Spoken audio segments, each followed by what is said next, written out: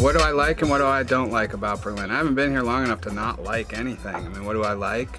I like thinking about the history of Berlin. Obviously, it's been a city with sort of grand history, especially during the 20th century.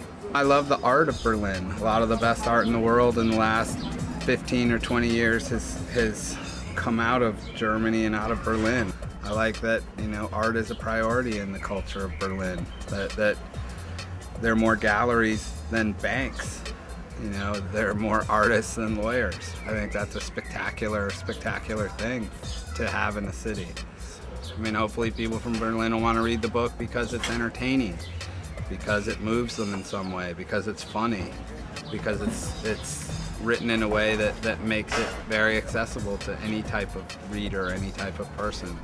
Hopefully they want to read it because it's fucking badass.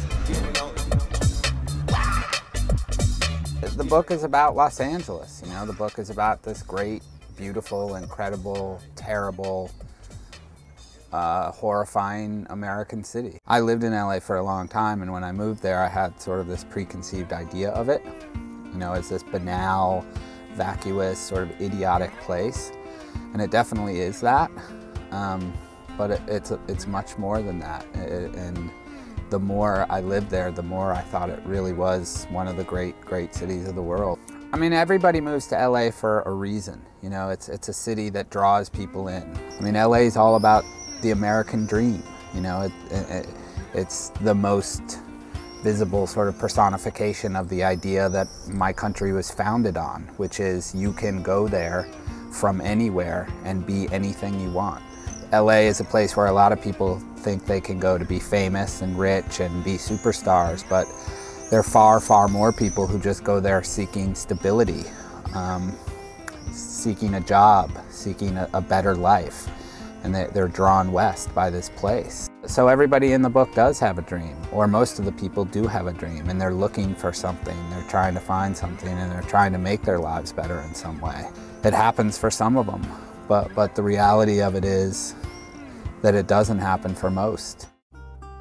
You know, the protagonists represent ideas and cultures and places in Los Angeles, and they needed to be different from each other, they needed to be sort of contrasting against each other, and they needed to be entertaining. I needed to be able to build stories around them and build narrative arcs around them.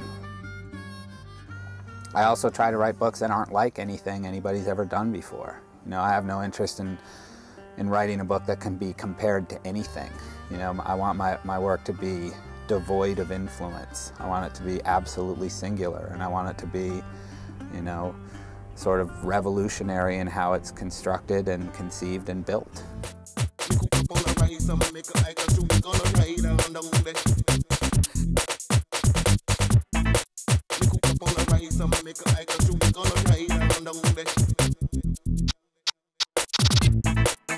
The sun rises in a clear sky that moves from black to gray to white to deep, pure crystal blue. One in Georgia packs his things, he's going to take a bus. 4 in Mexico walk across scorched earth, water in packs on their back. 2 in Indiana, best friends coming together, they pack their best clothes while their parents wait to take them to the airport. 1 in Canada drives south. 60 from China in a cargo container sail east.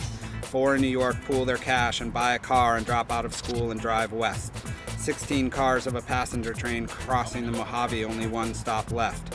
1 in Miami doesn't know how she's going to get there. 3 in Montana have a truck, none of them have any idea what they're going to do once they arrive. A plane from Brazil sold out landing at LAX. 6 in Chicago dreaming on shared stages, they rented a van, they'll see if any of them can make it. 2 from Arizona hitchhiking, 4 more just crossed in Texas walking. 1 in Ohio with a motorcycle and a dream. All of them with their dreams. It calls to them and they believe it and they cannot say no to it. They cannot say no. It calls to them. It calls. Calls.